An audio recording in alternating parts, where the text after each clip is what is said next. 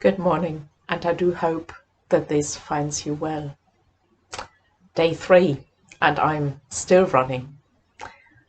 I'm greatly enjoying it, though my bones do hurt just a little bit, and my dodgy knee is deciding whether it wants me to give up or not.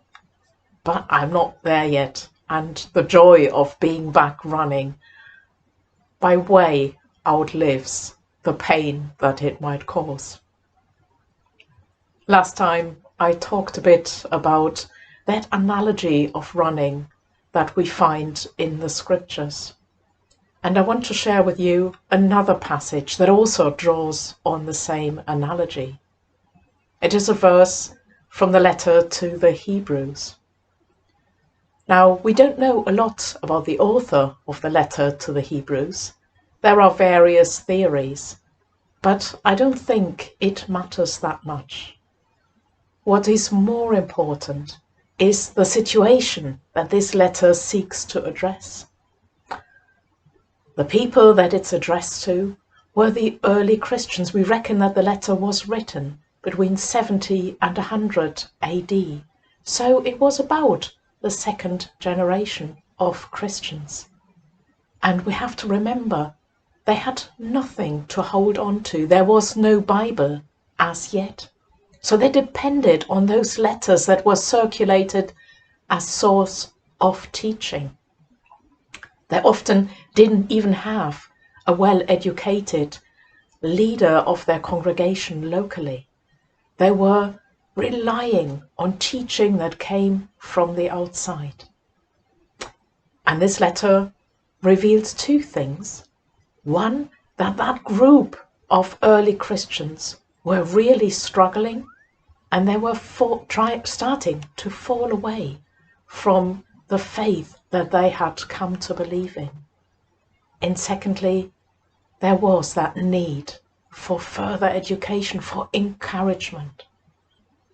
And that is where today's verse comes in, which is from the 12th chapter in the first verse, where the author urges the people, "Let us run with perseverance the race that is set before us, looking to Jesus, the pioneer and the perfecter of our faith, who for the sake of the joy that was set before him endured the cross."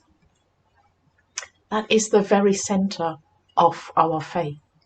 And we are still in Easter week. The celebrations of Christ's glorious resurrection are still so fresh in our minds. And yet, we live in challenging times. The isolation is dragging on, and many of us are beginning to feel it. With the words of this letter, I would like to urge you all to hold on to your faith, to read the Bible for encouragement, to join our online resources and services, to be fed in Christ, just to find that extra bit of nourishment that you may need. Like running the race, whether you do the Couch to 5K or whether you just look at it from a faith perspective. Perseverance is key, and yet I do know from own experience that it is hard. I used to be a 10K runner, regularly running 4 times a week, but there were days when I knew within the first 5 minutes that it was not going to be a running day, and after a short time I turned round and went back. But I went back out again the next day, knowing that these times where we just are exhausted or just can't get into the rhythm of things, they exist and they're a part of our lives. But it's important not to give up. As the author of the letter to the Hebrews says, let us run with perseverance the race that is set before us. Stay safe and well, and may God bless you and your homes and all who live in them.